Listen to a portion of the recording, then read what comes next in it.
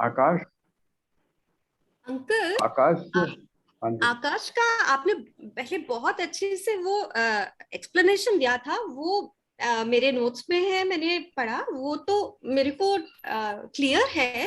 लेकिन एक बहुत इंपॉर्टेंट बात है कि हमारे वैदिक कॉस्मोलॉजी में कहते हैं कि जो है लोकालोक जो है वो कितने योजन ऊपर है, और मतलब एक योजन कितने माइल्स होता है, ऐसे सब करके ना। तो हम्म, फिजिकली वो इस बात को लिखते हैं। तो हम्म, ये कुछ चीज है वो क्लियर नहीं होती कि ये क्या ऐसे एग्जिस्ट करता है, ऐसा होता है। और जैसे अभी आप हाईएस्ट की और परम की बात कर रहे थे, तो जो हमारा ब्रह्मलोक है वो हाईएस्ट प्लेटफॉर्म है, सेवंथ। तो उसका वो बताते हैं कितना योजन ऊपर है। तो क्या ऐसा होता है अंकल? ऐसा है कि ये जो जिसको मैंने बताया ना कि जो हमारी पौराणिक जो वो है जो मान्यताएं हैं, उसमें हम पूरा जो यूनिवर्स है उसको भी हम डिवाइड कर लेते हैं, बांट लेते हैं। लेकिन जब आप साधना के अंदर आप प्रवेश करते हैं, तो साधना में जिस शब्दावली का प्रयोग होता है वो कुछ थोड़ा सा अलग है। क्योंकि देखिए, ये जो साइंस है, ये जो ऋषियों ने जिस तरह से इन सब चीजों का वर्णन किया है, हम ये नहीं कह सकते कि उनका एग्जिस्टेंस नहीं है। लेकिन सवाल तो ये होता है कि वो जो स्थिति है, मतलब वहां पर पहुंचना, और वहां पर ये जो सारी, जिस समय आप जैसे श्रीमद् भगवत गीता जब आप पढ़ रहे हैं, तो श्रीमद् भगवत गीता में जिस भक्ति की चर्चा चल रही है, उसका जो संदर्भ चल रहा है, उस संदर्भ में जब परम शब्द का प्रयोग किया जाता है, या अगर जैसे आपने पीछे उत्तरायण और दक्षिणायन वाली जो बात आपने पढ़ी थी, जी तो जी वो, जी हाँ, वो जो है वो एक तरह से प्रतीक शब्दों को रूप में लिया है। हम ये जी नहीं कहते हैं, जो विज्ञान है, जो जिसको हम आध्यात्मिक विज्ञान बोलते हैं, मतलब जो अध्यात्म है, उसमें जो धर्म का जो एक पक्ष है, जिसमें जो संसार है उस संसार का वर्णन किया गया, कि किस प्रकार से इसकी उत्पत्ति हुई, कैसे इसकी स्थिति है, कहाँ कहाँ पर कौन कौन सी चीज है, वो एक तरह से वो जो इसका जो विज्ञान है ना, भौतिक जो विज्ञान, जी उस भौतिक विज्ञान के साथ में आप जिस समय श्रीमद् भागवत को आप पढ़ेंगे, तो श्रीमद् भागवत में जो है वो बहुत सारी चीजों का वर्णन आएगा। लेकिन जब आप वेदांत के ग्रंथों को पढ़ेंगे, तो वो उनका ये मानना है, वो ये कहते हैं कि ये जो सब चीजें हम दे रहे हैं, इनका मकसद क्या है। हमारा मकसद जो ज्योग्राफी को पढ़ना नहीं है, हमारा मकसद सिर्फ ये है कि हम इस चीज को जान जाएं। जैसे आकाश शब्द है, अब जी हमको इतना पता चल जाए कि वो जो परम सूक्ष्म जो तत्व है वो क्या है, वो आकाश। और हम्म, वो जो परम सूक्ष्म तत्व है, उसका भी जो कारण है, जी उसका भी जो कारण है, वो कौन होगा, तो कहते हैं वो सूक्ष्म से सूक्ष्म होगा। ऐसे ही जिस समय इन्होंने अणु या परमाणु की जब चर्चा की, तो अणु और परमाणु की चर्चा करते समय इन्होंने ये व्यक्त किया, जो दार्शनिक एक पहलू है उसका, कि हमारा उद्देश्य यहाँ पर इस चीज को एक्सप्लेनेशन करना नहीं है। हमारा उद्देश्य सिर्फ ये है कि जब कार्य इतना सूक्ष्म है, तो आप अंदाज लगा सकते हैं कि उसका कारण जो है वो कितना सूक्ष्म होगा। और वो जो सूक्ष्मतम है, उसको हम अपनी इंद्रियों के द्वारा नहीं पकड़ सकते। उसको अगर हम पकड़ सकते हैं, ग्राह्य अगर है वो, तो वो किसके द्वारा है, वो केवल मात्र साधना, जिसको आप ध्यान बोल लें, या जिसको आप एक विशेष प्रकार की जो प्रक्रिया से गुजरना है, उसको आप। तो यहाँ पर जिस समय ये आगे जाके देखिए, जिस समय 11वां जो अध्याय है, उस 11वें अध्याय में जिस समय भगवान दिखाएंगे, तो वो जो विभूति, जिन विभूतियों की चर्चा की है, उसको वो विराट रूप में, अपने विश्व रूप में दिखाएंगे भी। जी लेकिन वो जो दिखाएंगे उसका मकसद क्या है, उसका मकसद सिर्फ एक ही है। तो ये जो हमारे यहाँ जो अब जैसे पाताल है, कहते हैं कि जो बलि जो थे, महाराज बलि, महाराज बलि फिर कहाँ चले गए? पाताल में चले गए। प्रहलाद जो है उनका जो असुर हैं, उन असुरों का जो लोक है वो कौन सा है? पाताल। ये एक तरह का कुछ जो मान्यताएं हमारे यहाँ रही हैं, वो इस ये जो पृथ्वी है, इस पृथ्वी के ही अलग अलग जो एक तो ऊपर का भाग है, एक नीचे का भाग है, एक बीच का भाग है, कई लोग उसको एनालाइज करते हैं। लेकिन यहाँ पर जो भगवान कृष्ण का जो मकसद है, उद्देश्य है, वो सिर्फ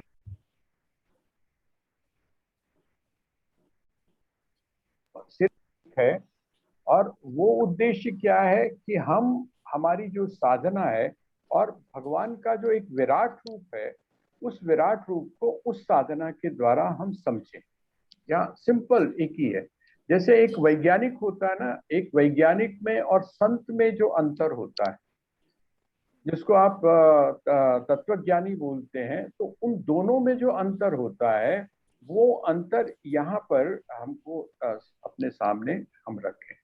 तो वो जो अतल वितल सुतल जो है, ऐसा नहीं है, हम ये नहीं कहते हैं कि वो चीजें नहीं हैं, लेकिन उनकी सार्थकता जो है, उनकी सार्थकता को उस रूप में नहीं, यहाँ पर साधना के पक्ष में, यहाँ पर जो विराट पुरुष है ना, जैसे भगवान कृष्ण वहां पर कह रहे हैं कि मैं कौन हूं। अब इसी बात को अर्जुन रिपीट कर रहा है, जो जो बातें भगवान ने अपने बारे में कही कि मैं कौन हूँ, मेरा जो स्वभाव है, मेरा जो महात्म्य है, मैं वास्तव में जो मेरा तत्व है वो क्या है, तो उसी बात को रिपीट कर रहा है। लेकिन वो रिपीट करते करते जहां पर बात को ले जाना चाहता है, हम उस बात को समझे। वो कहता है परम ब्रह्म परम धाम पवित्रम परमम भवान। भवान शब्द का प्रयोग है, अर्थात आप कौन हैं? तो कहते हैं आप पर ब्रह्म हैं, आप परम धाम हैं, और आप परम पवित्र हैं। आप कौन हैं? तो कहते हैं पवित्रम, आप पवित्र हैं। और आखिर में उन्होंने कह दिया परमम भवान। आप कौन हैं? तो कहते हैं आप जो है वो परम पवित्र हैं। आप पवित्र हैं और आप परम हैं। परम का मतलब ये हुआ कि आपसे आगे कोई नहीं है, आप सर्वोच्च हैं। अब ये जो सर्वोच्च होने का है, ये सर्वोच्च होने का अर्थ आप उसकी उनकी स्थिति को लेकर आप बोल सकते हैं। सर्वोच्च होने का अर्थ ये है कि आप सूक्ष्म से सूक्ष्मतम हैं। और सर्वोच्च होने का एक अर्थ ये भी है कि आप ये जो पूरा जो जगत है, इस जगत के मूल कारण। परम का अर्थ क्या होता है कि ये जो सृष्टि है, इस सृष्टि जब उत्पन्न नहीं हुई थी, तब भी आपका अस्तित्व था। और जिस समय ये सृष्टि का लय हो जाता है, तब भी आपका अस्तित्व रहता है। इसलिए आप कौन हैं? आप परम पुरुषम। पुरुषम शाश्वतम दिव्यम आदिदेवम अजम विभुम। ये जो विशेषण है, जितने भी यहाँ पर भगवान के जो विशेषण हैं, ये भगवान के विशेषण जो भगवान ने अपने बारे में कहा है ना, कि पुरुषम, मैं कौन हूं? मैं परम पुरुष हूं। परम पुरुष का अर्थ क्या हुआ? ये जो पुरुष है, जैसे मैंने आपसे बताया था कि पुरुष शब्द का अर्थ क्या होता है, जो पुरी में निवास करता है। पुर जो है, पुर मतलब नगर, उस नगर में जो निवास करता है उसको बोलते हैं पुरुष। तो अब हमारा जो नगर है वो थोड़ा छोटा है, लेकिन वह जो पुरुष जिसके लिए भगवान के लिए पुरुष शब्द का प्रयोग कर रहा है, तो वो पुरुष कैसा है? कहते हैं उसका नगर बहुत विस्तृत है। सारा जो ब्रह्मांड है, पूरा ब्रह्मांड जो है, और वो पूरा का पूरा उसी में, अर्थात जितने भी, और आगे जाके आपको दिखाई देगा। जिस समय हम बचपन में पढ़ते थे, तो हमको ये लगता था कि ऐसा कैसे संभव है।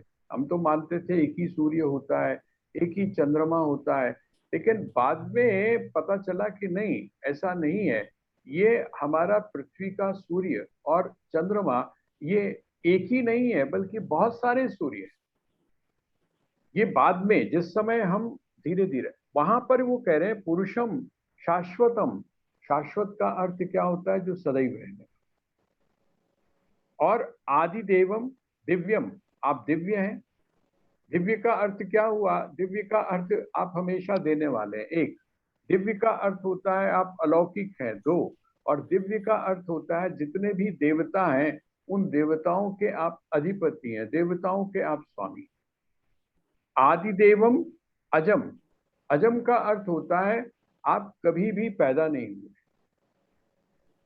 मतलब ये जितने भी विशेषण, विभुम का मतलब होता है जो व्यापक है, सारी जगह पर व्याप्त है।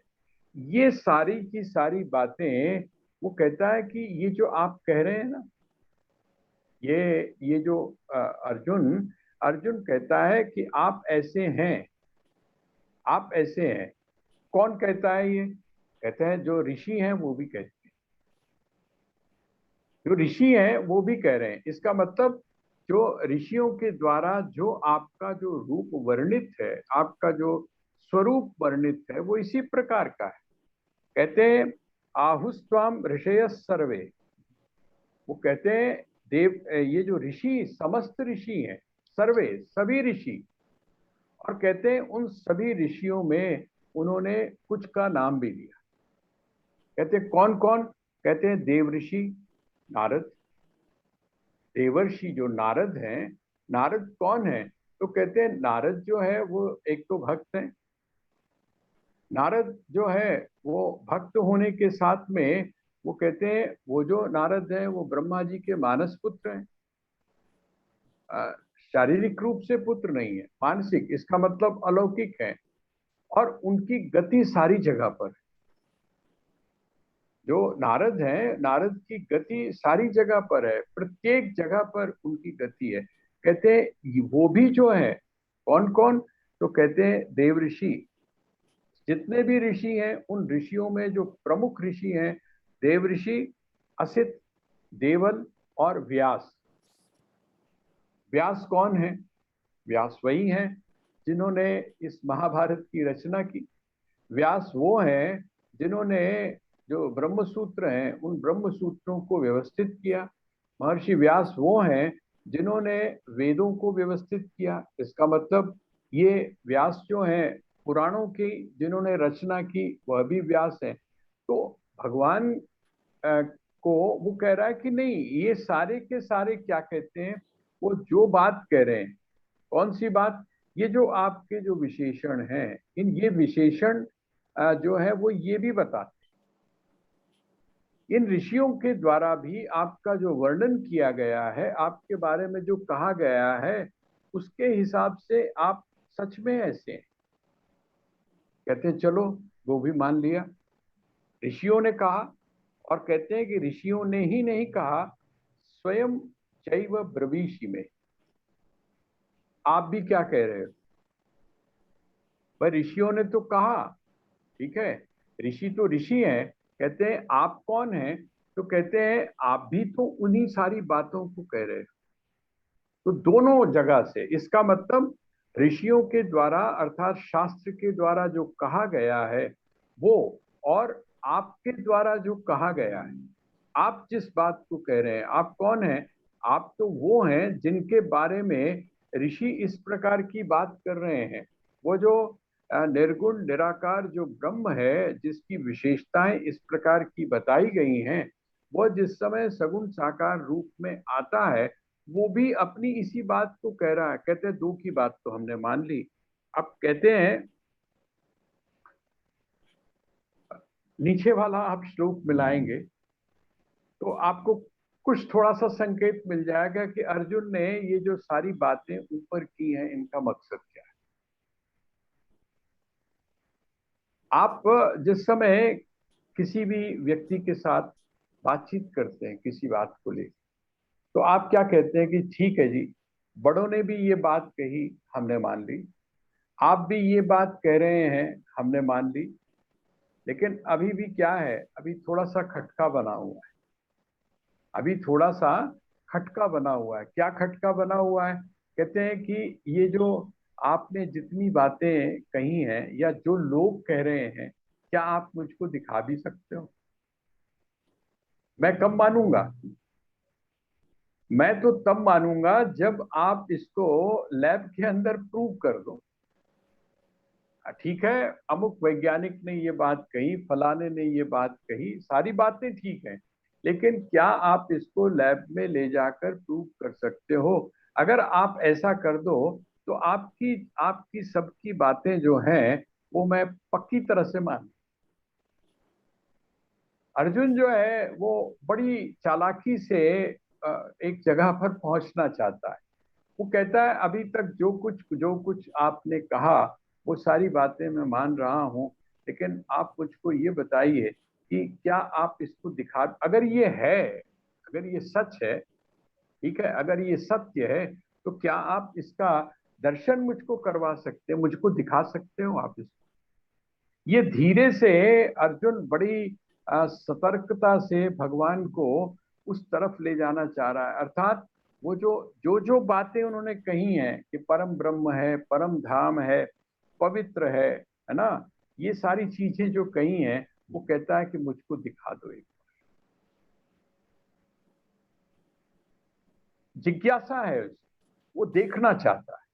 देखिए ऐसा नहीं है कि ये जो आगे जो 11वें अध्याय में जो हुआ, इस 11वें अध्याय में भगवान का जो विराट रूप है वो सिर्फ अर्जुन को दिखाया गया, ऐसी बात नहीं।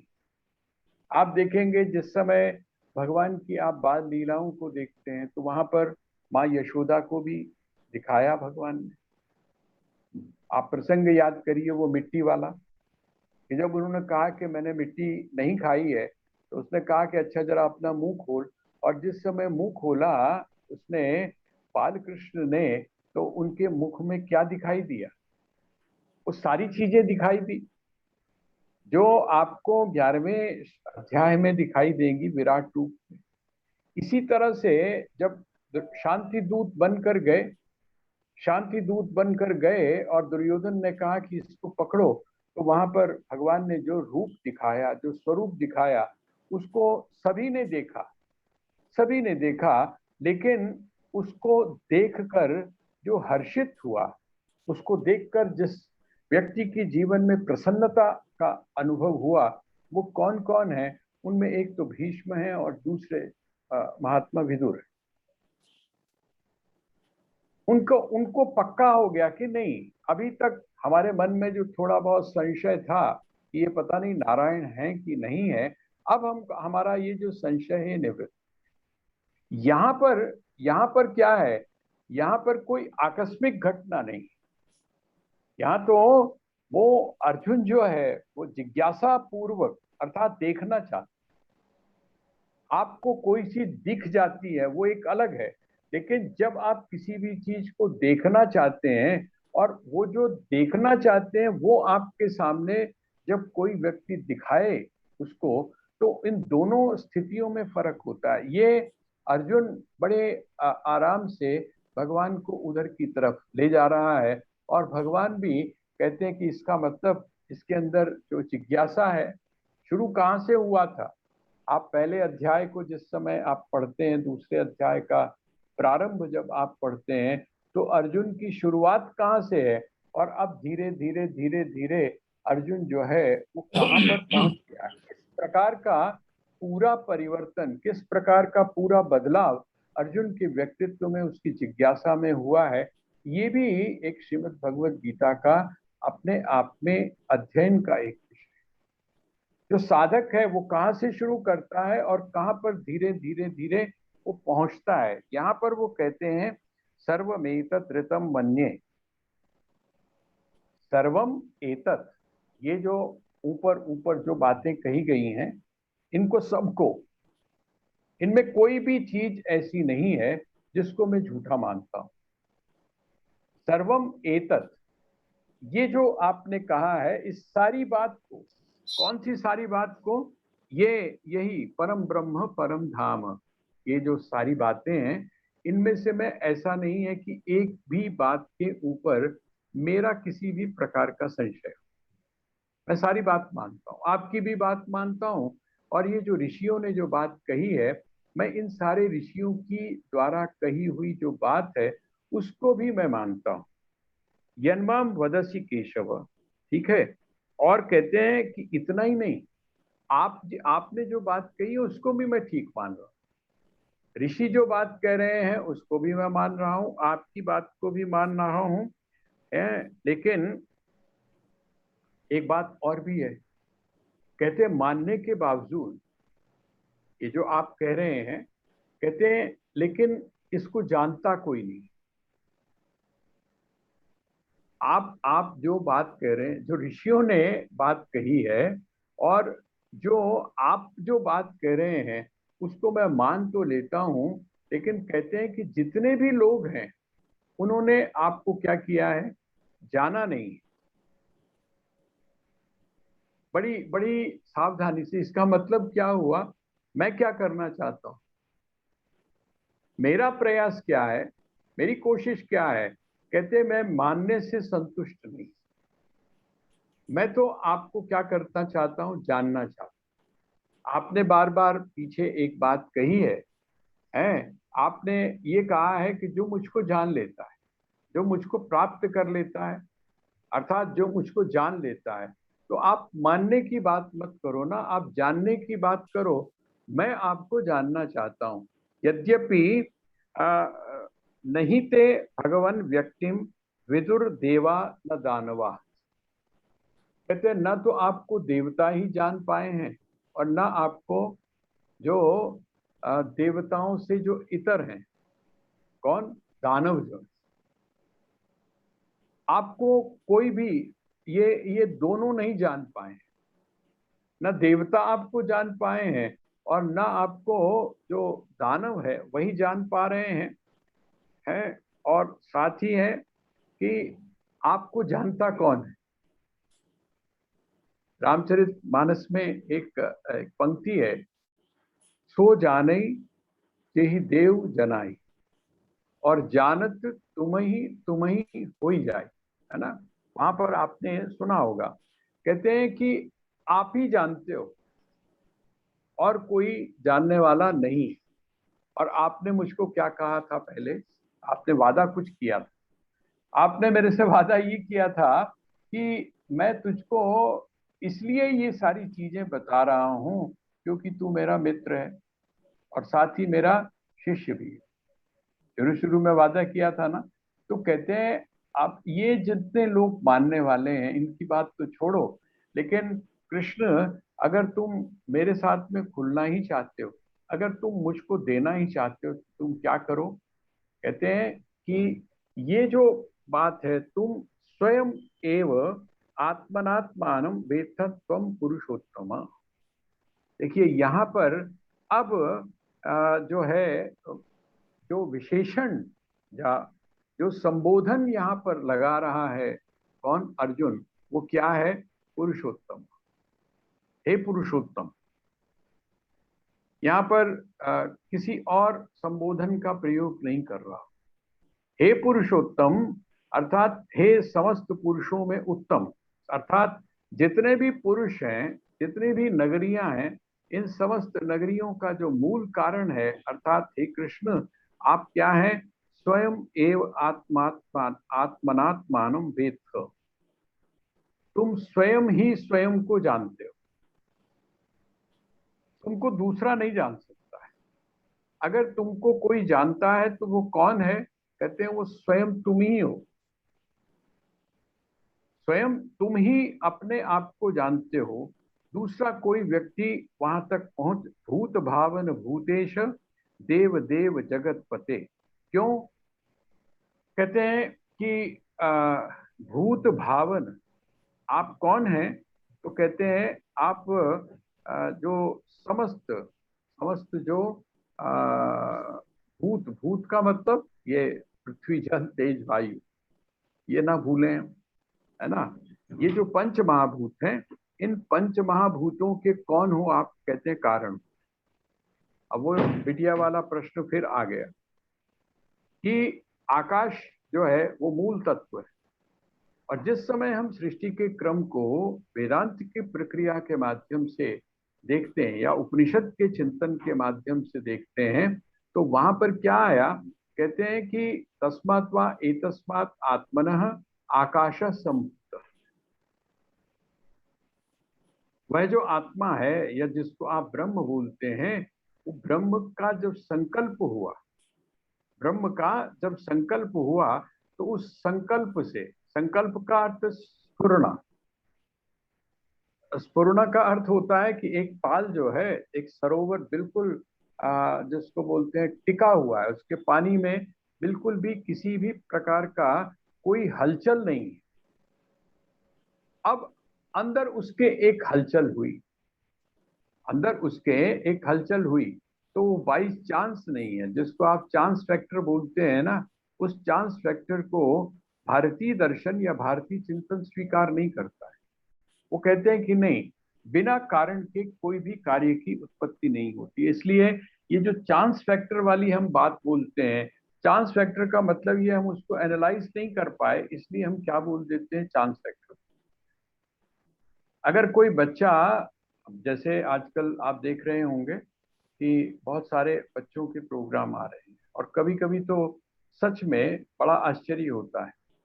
वो मैं देख रहा था, एक अभी परसों की बात है, मैं हम लोग सारे बैठे थे, मैंने इनको कहा, मैंने कहा देख लो सबसे छोटी उम्र का जो है वो प्रोफेसर देख लो आप।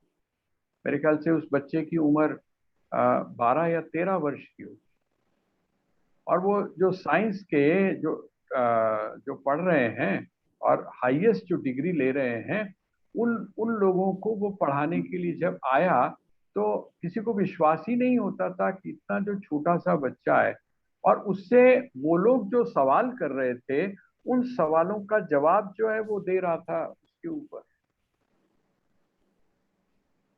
जो फॉर्मूले बड़े, जिनको हम सख्त बोलते हैं, जो लोग विज्ञान के विद्यार्थी हैं वो इस बारे में जानते होंगे कि कुछ चीजें ऐसी हैं जो अभी तक एक तरह से अनसुलझी सी है। तो वो अनसुलझी तो नहीं है, लेकिन उनको सुलझाना बहुत, उसके लिए विशेष प्रकार की एक अभ्यास की या बौद्धिक लेवल की स्तर की आवश्यकता है। और लेकिन वो जो बच्चा है वो उसको बड़ा इजीली कर रहा है।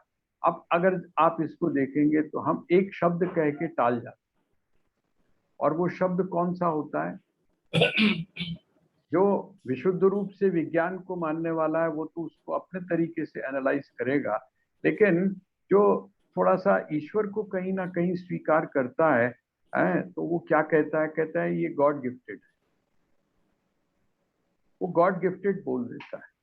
ये गॉड गिफ्टेड जो शब्द है, ये बिल्कुल ऐसे ही है जैसे चांस, बाई चांस हो गया है, भाई चांस, बाई चांस। लेकिन यहाँ जो दर्शन है, भारतीय दर्शन जो है, मूल दर्शन जो है, वो क्या कहता है? वो कहता है कि नहीं, ये चांस फैक्टर नहीं, क्योंकि बिना कारण के किसी भी कार्य की उत्पत्ति नहीं होती है। ये सिद्धांत, कारण कोई ना कोई होगा। ये बात अलग है कि आप उसके कारण को समझ पाए या ना समझ पाए। आप नहीं समझ पाए तो आप उसके लिए दो शब्दों का प्रयोग कर सकते हैं, जैसे बाई चांस और गॉड गिफ्टेड। लेकिन जब जो व्यक्ति उसको समझ लेता है, वो उसको भी एनालाइज कर, तो यहाँ वो कहते हैं कि आप समस्त भूतों को उत्पन्न कर, अर्थात भूतों में जो सबसे सूक्ष्म तत्व है, जिसको आप आकाश बोलते हैं। और क्योंकि जैसे मैंने आपसे निवेदन किया कि बिना आकाश के कोई भी गति, कोई भी मूवमेंट, कोई भी क्रिया नहीं हो सकती, उसके लिए अवकाश की आवश्यकता है। तो संसार के लिए किसकी आवश्यकता है? तो कहते हैं भूत की। तो कौन सा भूत? कहते हैं ये जो समस्त भूत, समस्त पंचमहाभूत हो ही गए। और जिसको आपने प्रकृति कहा था, आपको ध्यान होगा, भूमि रापो नलो वायु खम मनो बुद्धि रेव च अहंकार इतीयम में भिन्ना प्रकृति रष्ट था। 8 प्रकार की जो प्रकृति है, इसका मतलब जितनी भी प्रकृति है, इसको उत्पन्न करने वाले कौन है? हेलो, तो कहते हैं इसको उत्पन्न करने वाले आप जी, ना। ठीक है जी। तो भूत भावन है भूतेश, वो तो उतर गया, भूतेश। उतर गया जी, उतर गया 16 तारीख में उतर गया। हाँ जी, नहीं नहीं दोबारा नहीं गया। हाँ हाँ ठीक जी, है, बस थोड़ा सोच सी वो ठीक हो गई है बहुत काफ़ी। हाँ जी, हाँ जी म्यूट कर ठीक है लीजिए जी। प्लीज। हाँ कह रही ऐसे कितने जाना है? नहीं हाँ नहीं जी, म्यूट। म्यूट म्यूट म्यूट कर लीजिए प्लीज। हाँ हाँ, फिर जी। भी ध्यान तो अब रखना। यहाँ आता है भूत भावन। नहीं, नहीं, नहीं। भूत भावन, भूत भावन का अर्थ हुआ कि ठीक है जी, आप ठीक। भूतों को ओके। भावन का ठीक है। अर्थ होता। भूत मैंने तो जैसा मैंने अभी आपको बताया पंच महाभूत, और भावन मैंने होता है उनको उत्पन्न करने वाले। और दूसरा है भूतेश, आप इनको उत्पन्न करने वाले हैं। और साची क्या है, आप इनके स्वामी भी। राजेश्वर। स्वामी का अर्थ ये आपके नियंत्रण में है ना। भूत भावन भूतेश और देव देव, आप कौन हैं? आप देवताओं के भी देवता। जैसे मैंने आपसे पहले पहले भी निवेदन किया था कि आप जो है वो देवताओं के भी देवता हैं देव देव जगत पते। आखिर में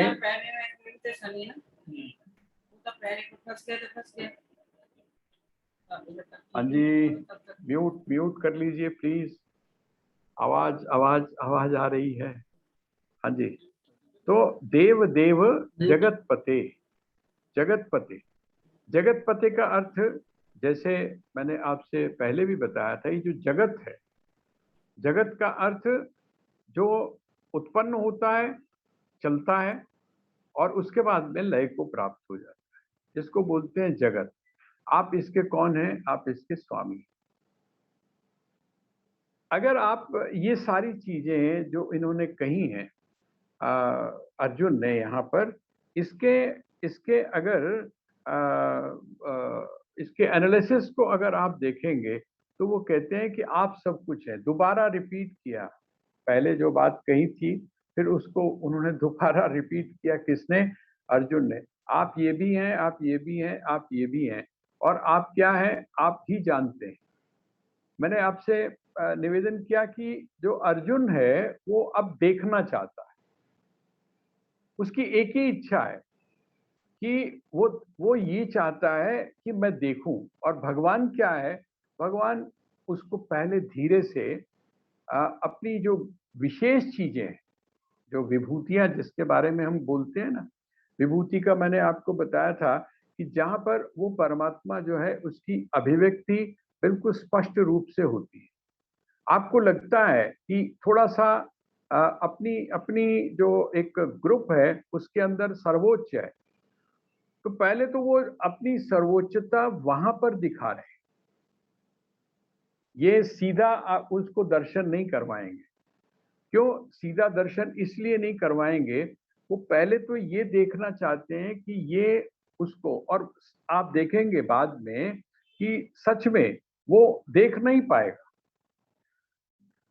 एक चीज यहाँ पर आपको और मैं थोड़ा सा बताता हूँ कि कभी कभी हमारे मन में ये होता है कि शॉर्टकट से हम किसी भी चीज को जान पाए, लेकिन वो जब अगर सबसे पहली बात तो ये है कि आपका जो गुरु है या आपका जो शिक्षक है वो शॉर्टकट से आपको उस जगह पर उस स्थिति का अनुभव नहीं कराने के लिए तैयार होता है। लेकिन यदि कभी आपके साथ ऐसा हो भी जाता है, आप ऐसा कर भी देते हैं, मैंने आपसे निवेदन किया था कि जो पुनर्जन्म है, पुनर्जन्म की जो खासियत है वो, वैसे तो साधना जिस समय आप करते हैं और एक ऐसी स्थिति आपकी आती है तो आपके सामने पूरा का पूरा जो अतीत है वो पूरा अतीत चक्र की तरह घूमता है। आप उसके लिए बुद्ध के जीवन को आप पढ़िए तो आपको लगेगा वहाँ जातक कथाएं हैं, जो जातक कथाएं के नाम से आजकल, वो बुद्ध के पूर्व जीवन की कथा है। बुद्ध ने वहां पर बताया कि मैं अपने पूर्व जन्मों में मैं क्या क्या था। अब अगर कोई व्यक्ति बिना तैयारी के पूर्व जन्म में चला जाए तो मैंने सुना है कि किसी ने हठ किया किसी अपने गुरु से, शिक्षक से, और उसने कहा कि मैं पूर्व जन्म में जाना चाहता हूँ। और उसने बहुत मना किया कि नहीं, अभी आप इस योग्य नहीं हैं कि आप पूर्व जन्म में जाएं। लेकिन हठ जब ज्यादा हुआ तो वो जो गुरु थे उन्होंने कहा कि ठीक है, सम्मोहन के द्वारा एक विशेष प्रक्रिया के द्वारा वो उसको उसके पूर्व जन्म ले गए। और जब वो पूर्व जन्म ले गए तो वहां पर क्या हुआ वहां पर उसको पता चला कि अभी तो वो किसी एक संभ्रांत परिवार में उसका जन्म हुआ है। इस समय अर्थात ये वाला जो उसका जीवन है वो बहुत संभ्रांत परिवार में है, बड़े उच्च परिवार में है, जिसका बहुत सम्मान है पूरे सोसाइटी के अंदर। लेकिन जिस समय वो पूर्व जन्म में गई तो उसको पता चला, महिला को, स्त्री थी वो, उसको ये पता चला कि पूर्व जन्म में कौन थी। तो कहते हैं वो एक नाचने वाली वेश्या थी। अब आप सोच सकते हैं कि जिस समय वहां पर जाकर उसको, वो डिप्रेशन में चली गई, बड़ी मुश्किल से उसको, हम जिस समय अयोग्य होते हुए इस प्रकार की प्रक्रियाओं को अपनाते हैं और जबरदस्ती कोशिश करते हैं, अनधिकारी होते हुए अगर हम ऐसा प्रयास करते हैं तो हमारे जीवन में इस प्रकार की घटनाएं हो सकती है। यहाँ पर वही बात है, वो कहते हैं भगवान उसको धीरे धीरे, वो जो विश्वरूप जो है ना, वो नहीं, पहले तो वो उसको अपनी विभूतियों का परिचय देते हैं, उन अपनी विभूतियों का संकेत देते हैं, और फिर जिस समय उसकी जिज्ञासा समाप्त नहीं होती तो 11वें अध्याय में वो उसको अपना जो विराट रूप है वो विराट रूप दिखाते हैं। यहाँ पर वही बात है, वक्तुर्मर्हस्य शेषेण भूत भावन, ये पहले वाली जितनी भी है बातें 15वें अध्याय में, ये 15वें श्लोक में जो बातें कही गई हैं, ये फिर उन्हीं के भगवान के जो गुण हैं, उनकी जो विशेषताएं हैं, उनको उसने दिखाया। और अब फिर जो 16वां श्लोक है, उस 16वें श्लोक में वो यही कहते हैं कि वक्तुर्मर्हस्य शेषेण दिव्या ह्यात्मविभूतयः याभिर्विभूतिर्लोकानि इमास्त्वं व्याप्य तिष्ठसि। वो कहते हैं कि ये तो सारी चीजें आपकी हो गई, लेकिन कहते हैं कि आप जिन विभूतियों की बात करते हैं उन विभूतियों के बारे में मुझको बताएं।